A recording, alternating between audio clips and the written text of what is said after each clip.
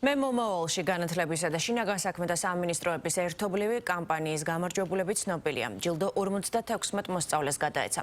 კონკურსი ესეების, კომიქსებისა და ლოგოს შექმნას ითვალისწინებდა, ასევე ჩატარდა სპორტული აქტივობები. პროექტში ჯამში 160 საჯარო და 2 კერძო სკოლის 7500-ზე მეტმა მოსწავლემ მიიღო მონაწილეობა. კამპანიის მიზანი კი მოზარდებში ფსიქოაქტიური ნივთიერებების პრევენცია და ჯანსაღი ცხოვრების წესის პოპულარიზაცია.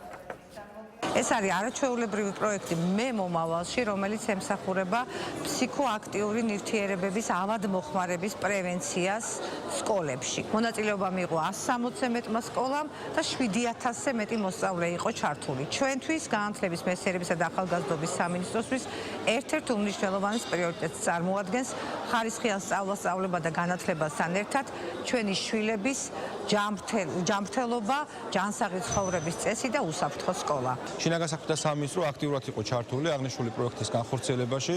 ჩვენი მასწავლებლების ოფიცრები ყოველდღიურ რეჟიმში ხვდებოდნენ ბავშვებს სკოლებში და აწვდნენ იმ საჭირო ინფორმაციას, რაც აუცილებელია თითოეული ახალგაზრდისთვის იმისათვის, რომ ისინი ცხოვრობდნენ ცხოვრების ჯანსაღი წესით. ვფიქრობ, რომ ეს იყო ძალიან მნიშვნელოვანი პროექტი, რომელიც აუცილებლად უნდა გაგრძელდეს მომავალში. სპორტი უმნიშვნელოვანეს როლს თამაშობს როგორც პრევენციის ნაწილი, იმიტომ რომ ადამიანის ფიზიკური აღზრდის ჩამოყალიბებაში სპორტი უმნიშვნელოვანეს როლს ასრულებს და ის ბავშვები, რომლებიც მონაწილეობდნენ ამ პროექტში და ღონისძიებაში, ვფიქრობ, ძალიან კარგი სარგებელი მიიღეს. მე დავწერე თემა სათაურით, როგორ ვაკეთებ სწორ არჩევანს, როდესაც ჩემს მეგობრებს განსხვავებული აზრი აქვთ. ამ თემაში კარგად ჩანს, რატომ არ უნდა მოვიხმაროთ ენერგეტიკული სასმელები და ეს ჩვენთვის როგორია.